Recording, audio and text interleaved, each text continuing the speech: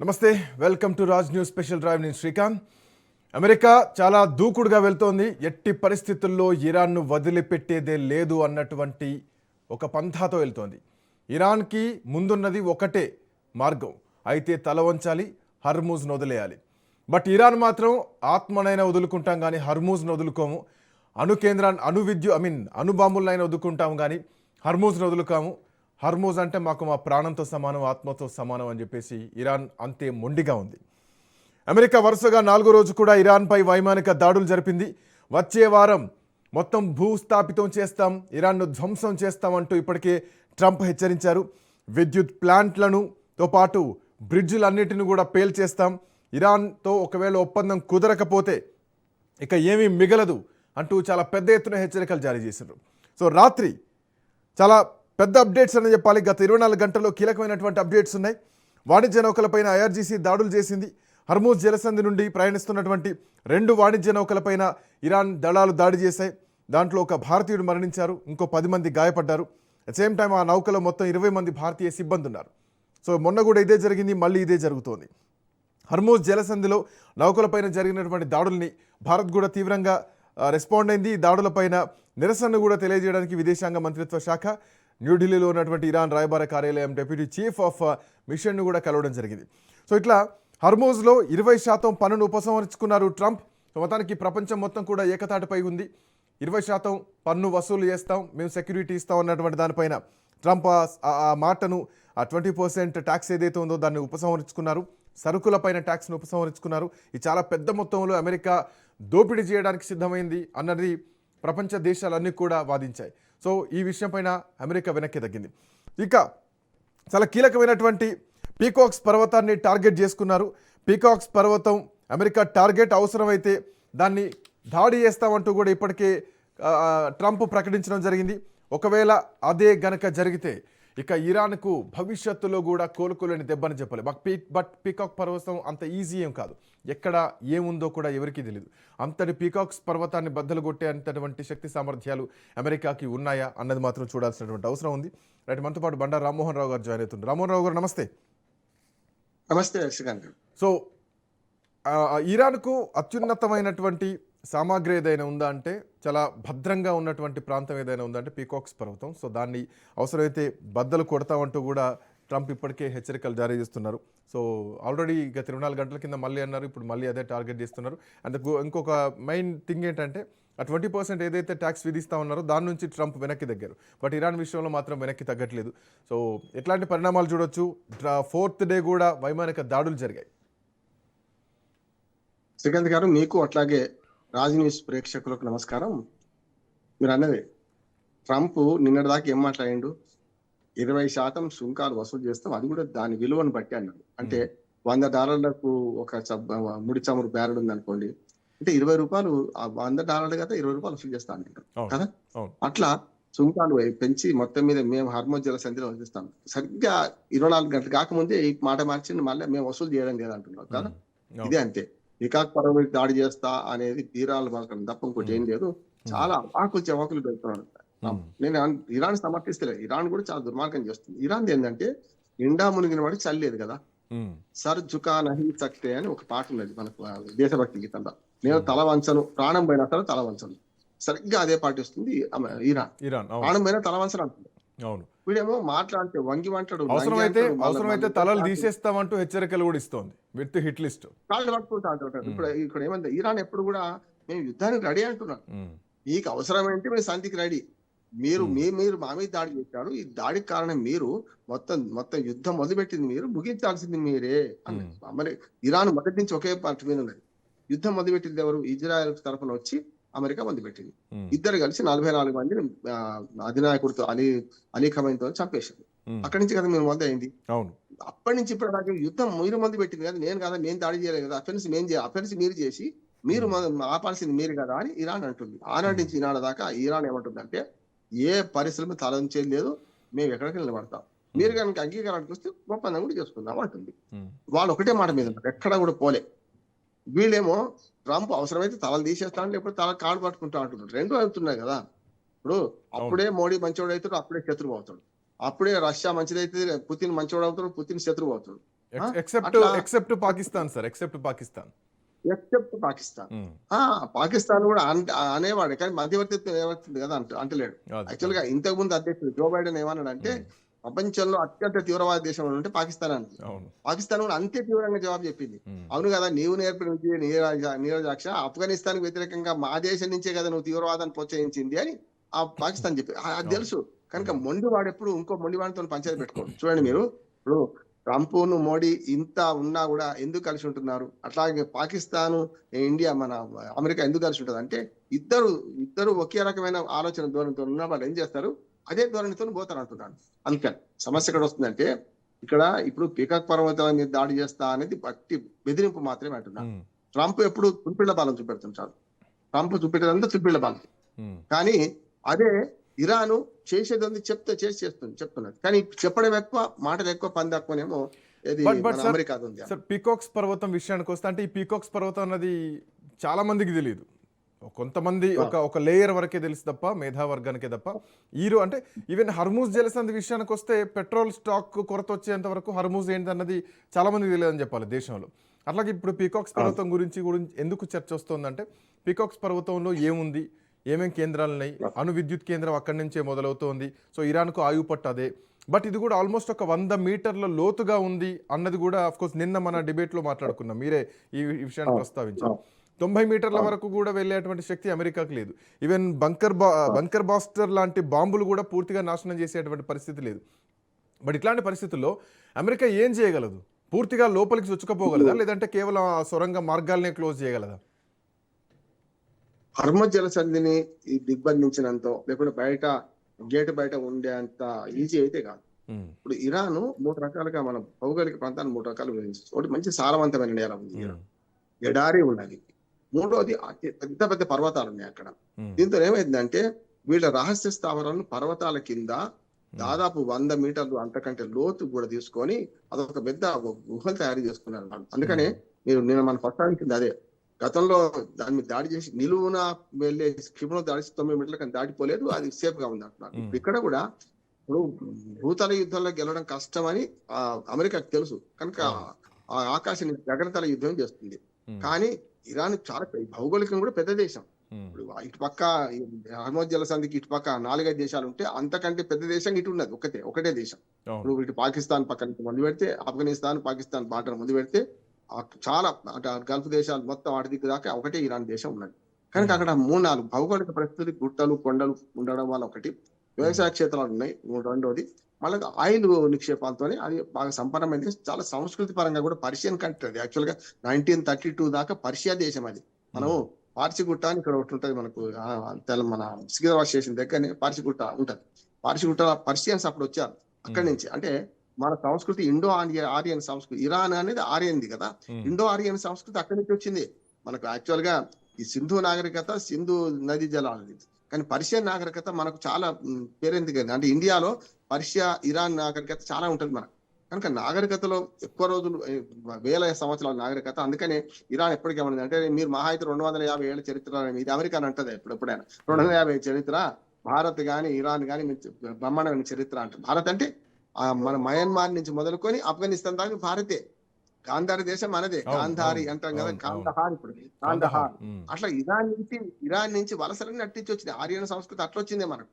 కనుక అట్లా చూసుకుంటే మనకు ఇరాన్ లో భౌగోళిక పరిస్థితుల దృష్ట్యా అమెరికా ఏ దాడులు చేసినా తట్టుకోవడానికి సిద్ధంగా ఉన్నారు. వాళ్ళు భూతల యుద్ధం చేస్తే ఖచ్చితంగా మీ సైనికులను తీసుకెళ్లి ఎర్ర సముద్రంలో పడేస్తాం, షార్క్ చేపలకు ఆహారం చేస్తామని ఇరాన్ ఎప్పటి నుంచో హెచ్చరిస్తుంది. అందుకని నిండా మునిగిన వాడు ఒకటి, తావుకు సిద్ధమైన వాడిని ఎవడు ఏం చేయలేడు. ఇప్పుడు మొండివాడు రాజు కంటే బలవంతుడు కదా శ్రీకాంత్. అందుకని ఏమంటే, అంటే వీడు మొండిగా ఉన్నాడు, వాడు ఒకటే పద్ధతిలో ఉన్నాడు. మీరు మా తెరువు రాకండి, మీ తెరువు రా, ఒకటే పద్ధతిలో ఉన్నాడు. దాంతో పాటు గాయపడి ఉన్నాడు. సో గాయపడి ఉన్న వాడిని ఇంకెవడు ఆపలేడు కూడా. గాయపడ్డ బెబ్బులి ఎప్పుడైనా తిరగబడుతుంది. అందుకని నిన్న చూడండి, ముస్తఫా ఖొమైనీ వచ్చిండా రాలేదంతందుకు కూడా మళ్ళీ ముసుగుతో ఉన్న ఎవరు అనే ప్రశ్న కూడా వస్తుంది. నిన్న ఆయతుల్లా మన అలీ ఖొమైనీ, అవును, నిన్న మనం ప్రస్తావించాం అంశాన్ని కూడా. నిన్న ఇప్పుడు ఇవాళ కొత్తగా ఫోటో కూడా వచ్చింది. ముందట ఉన్న నాయకులు వెనక ఒక ఆయన బురకలో ఒక ముసుగులో ఉన్నాడు, ఆయనే కావచ్చు అన్న మాట అంటున్నారు. నేనైతే నమ్ముతలేదు. ఎందుకంటే అది భ్రమలు కల్పించడానికి బతికే ఉన్నాడని చాలా మంది ఇప్పుడు మీరు ఫ్యాక్షనిజం కూడా ఏమవుతుందంటే అది నక్సలిజం కావచ్చు, ఫ్యాక్షనిజం కావచ్చు. ఒక లీడర్ చచ్చిపోతే అదే పేరు మీద మీకు తెలియదు కాదు, అదే పేరు మీద మళ్ళీ ఇంకొక లీడర్ పేరు అదే ఉంటది. ఇప్పుడు రాజన్న అంటే చచ్చిపోయింది అనుకోండి, అసలు రాజన్న, మన రాజన్న పేరు మీద ఇంకో లీడర్ వస్తాడు అదే పేరు మీద. అట్లా అట్లా ఇది సేమ్. సార్ ఇక్కడ ఇంకో పాయింట్ ఏంటంటే, ఇప్పుడు అమెరికా అధ్యక్షుడి మాటలను ఒకసారి చూద్దాం. 20% ట్యాక్స్ మేము వసూలు చేస్తాం, మేము అందరికీ భద్రత కల్పిస్తాం, మా సెక్యూరిటీతో మేము తీసుకెళ్తాం అని చెప్పేసి ఆయన మాట్లాడినటువంటి మాట. ఈ మాట వెనక్కి తగ్గడానికి 24 గంటల్లోనే ఈ మాట నుంచి వెనక్కి వచ్చారు. దీని వెనక కారణం ఏంటి అంటే, దీనికి సబ్స్టిట్యూట్గా ఏమైనా పెట్టుబడులను ఆకర్షిస్తున్నాడా, లేదంటే అమెరికాలో పెట్టుబడులు పెట్టాలన్నటువంటి ఒక సిద్ధాంతాన్ని మళ్ళీ ఏమైనా బయట తీసుకొచ్చే ఛాన్స్ ఉందా? నిన్ననే మనం మాట్లాడుకున్నాం ఇది వెనక్కి పోద్దని. నిన్న యూటర్న్ తీసుకుంటే ఇప్పటిదాకా ఎన్ని యూటర్న్ తీసుకోవాలి ఆయన. చేతగా అని వాడికి మాటలు ఎక్కువ అంటున్నాడు. ఇప్పుడు అల్పుడెప్పుడు పలుకు ఆడంబరము గాను, సజ్జనుండు పలుకు చల్లగాను, మన కంచు మోగినట్టు కనకంబు మోగున విశ్వదాభిరాముడేమో అన్నారు కదా. కంచులు అంటూ మోగుతూనే ఉంటాడు. కానీ మన ట్రంప్ గురించి ఒక మంచి ఆర్టికల్ కూడా రాసినాడు, బోలా బాలా ట్రంప్ అని. వాడు అన్నది చెప్తాడు, ఏదో గానీ అంటాడు, చెప్తాడు, డిప్లొమాట్ కాదు. చెప్పేసి ఆ మాట్లాడినాక ఆలోచన చేస్తే ఇది సాధ్యం కాదని. నిజంగా చెప్పానంటే ఆయన నేను చెప్పింది ఏంటి, 20% ట్యాక్స్ వసూలు చేస్తా అనేది ఓ మాట విడిచిండి అంతే. నిజంగా ఎట్లా సాధ్యం అవుతుంది? ఇప్పుడు ఒమెన్ ఇటు ఉన్నది, అటు ఇరాన్ ఉన్నది, మధ్య నుంచి పోవాలి. ఒమెన్ ఒప్పుకోదు, ఇరాన్ ఒప్పుకోదు, అసలు గల్ఫ్ దేశాలు ఒప్పుకో, మిగతా కూడా. ఎందుకంటే 20% అంటే ఒక ఓడ విలువ, ఒక ఓడలో వచ్చే దాదాపు 1000 కోట్ల సరుకు వస్తుందంటే ఆ 1000 కోట్ల 200 కోట్లు తనకు కావాలి కదా. ఎట్లా ఇస్తారు? సరుకు విలువ మీద ఆధారపడాను అన్నాడు. అది బంగారం విలువ, బంగారం అంత ఉండదు, బంగారం ఓడల్లో అంత దేని చెప్తున్నాను. బంగారం అయితే బంగారం విలువ 20% కావాలి అన్నట్టే కదా. మీరు ఏదైనా 20% అంటే వేరు ట్యాక్స్. అదే ఇరాన్ ఏమన్నది, మేము మీకు రక్షణ కల్పిస్తాం, కేవలం టోల్ ట్యాక్స్ వసూలు చేస్తాం, అది కూడా మా చమురు కంపెనీలు నష్టపోయి చమురు పొడ్చడానికి కూడా కాదు, మీకు భద్రత కల్పించి మధ్య నుంచి సీమానిసి లేని దగ్గర నుంచి పంపించడానికి మేము టోల్ తీసుకుంటామన్నారు. ఇప్పుడు అంతేందుకు, అది కదా. ఇప్పుడు అమెరికా ఏమన్నది, నేను హర్మోజు జలసంధి రక్షకుణ్ణి అన్నది. రక్షకుడు అనే సినిమా వచ్చింది మనకు. నేను మీకు రక్షకుడినే అయితా కనుక మీరు నాకు 20% ఇవ్వమంటుంది. రక్షకుడు భక్షకుడు అవుతారని అందరికి భయం కదా. వాడు రక్షకుడు కాదు, భక్షకుడే రేపోతున్నా. నేను 3 ఉదాహరణలు చెప్తాను. ఇప్పుడు ఉక్రెయిన్ లో రష్యా ఎప్పుడైతే ఉక్రెయిన్ భూభాగంలో స్వాధీనం చేసుకుందో ఆ 20% వాళ్ళకి ఇచ్చేయమని చెప్పింది. భక్షకుడు కాదా? ఉక్రెయిన్ సాయం చేస్తున్నట్టేనా? అది పోగా మీ దేశంలో ఉన్న ఉక్రెయిన్ దేశంలో విలువైన ఖనిజ సంపదను మాకు ఇచ్చేయమంటుంది. మేము ఆయుధాలు సప్లై చేసినా మీకు ఆయుధాల కింద ఇచ్చేయమంటుంది. అది భక్షకుడు కాదా? అమెరికా ఎప్పుడు రక్షకుడు కాదు, ప్రపంచంలో ఎక్కడ వాడు భక్షకుడు ఎప్పుడైనా. ముందు అమెరికా ఆంక్షలను ఎత్తేస్తేనే తర్వాత ఇరాన్ వాడి షరతులకు ఒప్పుకుంటామని చెప్పేసి ఇరాన్ మాట్లాడుతుంది. బట్ అమెరికా మాత్రం ఆంక్షలను ఎత్తేసేటువంటి పరిస్థితి కనిపించట్లేదు. ఇరాన్ కూడా మీరు యాక్సెప్ట్ చేస్తేనే మేము యాక్సెప్ట్ చేస్తాం అన్నటువంటి ధోరణిలో ఉంది. అండ్ ఇంకొకటి పాయింట్ ఏంటంటే, ట్రంప్ హెచ్చరిస్తున్నాడు. సో ట్రంప్ ఖచ్చితంగా చేస్తాడన్నది కనిపిస్తుంది. ఎందుకంటే ఇప్పటికే ఆ వ్యవహారం చేశాడు, ఇప్పటికే ఖమేనీని లేపేశాడు, ఇప్పటికే పూర్తి స్థాయిలో దాడులు చేశారు, ఇప్పటికే అక్కడ ఉన్నటువంటి సైనిక స్థావరాల మీద, శిబిరాల మీద దాడులు చేశారు. అండ్ రేపు పొద్దున వంతెనలు మిగతా అన్నీ కొట్టేస్తామని చెప్పేసి మాట్లాడుతున్నారు. బట్ ఇరాన్ ఆ స్థాయిలో ప్రతిఘటించలేకపోతుంది అన్నది ఇక్కడ కనిపిస్తోంది. సో ఇరాన్ ముందు ఉన్నటువంటి లక్ష్యం ఏంటి? అమెరికా తన భూభాగం నుంచే ఇరాన్ కొట్టేస్తుంది. బట్ ఇరాన్ అంత శక్తివంతంగా కనిపించట్లేదు. కేవలం హర్మూజ్ జలసంధిలో ఉండేటువంటి నౌకల్ని మాత్రమే కొట్టేసి ప్రపంచాన్ని చూపిస్తోంది. అంటే అమెరికా శక్తివంతమైన దేశం. మీరు అమెరికా నుంచి దాడులు ఏం చేస్తలేదు. అమెరికా చేస్తున్న దాడులన్నీ గల్ఫ్ కంట్రీస్ ఆధారంగా చేస్తుంది. గల్ఫ్ కంట్రీస్ మిగతా కంట్రీస్ లో ఉన్న సైనిక స్థావరాలు హర్మోజ్ జలసంధిలో ఆపుకున్న ఓడల నుంచి చేస్తుంది. అమెరికాకు ఇరాన్ చాలా దూరం, 1000 కిలోమీటర్లు. అమెరికా నుంచి దాడి చేస్తారు, అమెరికా మీద దాడి కూడా వీళ్ళు కూడా చేస్తారు. వీళ్ళు ఏం చేస్తున్నారంటే ఆ మధ్యన మనకు సముద్రంలో ఆపుకున్న ఓడల నుంచి కానీ, లేకపోతే మీరు అన్న ఒమెన్ కానీ, బహ్రెయిన్ కానీ, కువైట్ కానీ, యుఏఈ కానీ, దుబాయ్ కానీ, ఈ దేశాల నుంచి దాడి చేస్తుంది. అందుకే దగ్గరగా ఈజీగా చేయగలుగుతుంది కదా. కానీ మనకు ఇరాన్ శక్తి తక్కువది కాదు. దిగో గార్షేది 4000 కిలోమీటర్లు ఉంటుంది ఏది ఇరాన్ నుంచి. ఇక్కడ దాని మీద దాడి చేయగలిగింది కదా. అయితే ఇప్పుడు ఏమైంది అంటే, పడ్డోడు ఎప్పుడు చెడ్డోడు కాదన్నట్టు వాళ్ళు దొంగ దెబ్బ తీస్తున్నారు, పెద్ద ఎత్తున చేస్తున్నారు.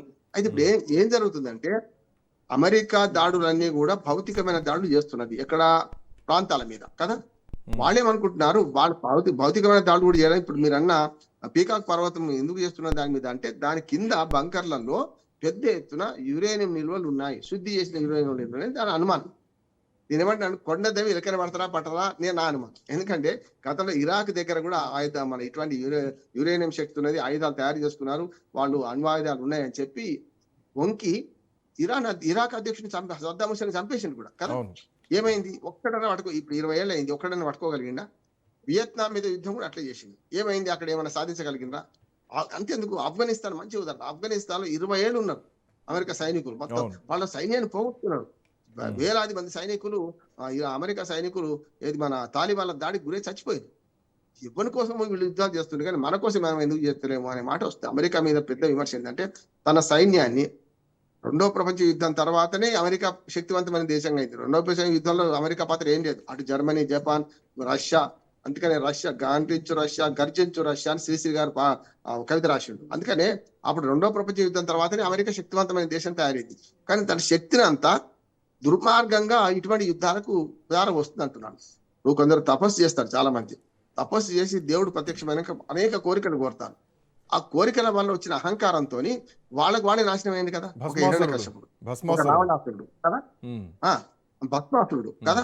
ఇట్లా చూస్తే వీళ్ళందరూ ఏమైండ్రు? అట్లా అయింది. కనుక ఇప్పుడు అమెరికా కూడా తనకున్న శక్తిని దుర్వినియోగం చేస్తున్నట్టున్నాడు. ఈ దుర్వినియోగం చేయడం వల్ల ఏమవుతుందంటే, పూర్తిగా తనకున్నారు. ఇప్పుడు అమెరికా ప్రజలు పట్టిన పన్నులు 10 లక్షల కోట్ల రూపాయలు.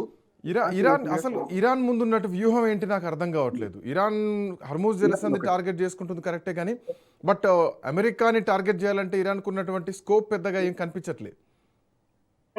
అనిపిస్తలేదు. కానీ నా ఉద్దేశం అంటే, బలవంతమైన సర్పం చలిచీమల చేత చిక్కి చావదే సుమతి అన్నారు కదా. ఈ లోపు చలిచీమలన్నీ ఏకమయ్యే లోపు ఇక్కడ అటాక్స్, వంతెనలు కూల్చేస్తాం, పర్వతాలను కూల్చేస్తాం అని చెప్పేసి ఒక బలవంతుణ్ణి అన్ని చీమలు ఎదురయ్యేదాకా టైం లేదు కదా. అంటే ఇప్పుడు చలిచీమలు అంటే దేశాలు ఏమైనా ఒకటే అవుతారు. ఇప్పుడు ఇరాన్ ఒకటే పోరాడుతుంది. ఇరాన్ పెద్దగా మద్దతు ఇచ్చే దేశాలు టర్కీ ఉంటే పాకిస్తాన్ కూడా అమెరికాకి భయపడి ఇయ్యదు. చెప్తున్నాం, లోపల మాత్రం మనమంతా ఒకటి చేయాలి, మీరు చేయాలి, మేము చేయాలి అంటది అది. కానీ పైకి మద్దతు టర్కీ మాత్రం గ్యారంటీ ఇస్తుంది ఎవరికి, మనకు ఇటు పక్కన దానికి. అట్లానే కొన్ని దేశాలు ఉన్నాయి మనకు ఉమ్మత్ మార్గంగా ఇరాన్. కానీ ఇరాన్ లో మొన్న అంత్యక్రియలు 100 దేశాలు పోయినాయి కదా, పరోక్షంగా మద్దతిస్తలేమో. భారత్ కూడా పోయింది. అట్లాగే రష్యా, చైనా పూర్తిగా ఈ యుద్ధంలో అమెరికా పై చేయి అవుతున్న క్రమంలో వీళ్ళిద్దరు ఇన్వాల్వ్ అవుతారు. ఇప్పటికే రష్యా ఆయుధాలు మనకు ఇరాన్ సప్లై చేసిండ్రు. చైనా కూడా ఇరాన్ కు యుద్ధం మొదలు ఫిబ్రవరి 25 కన్నా ముందు 3 కార్గో విమానాలు వెళ్ళినాయట.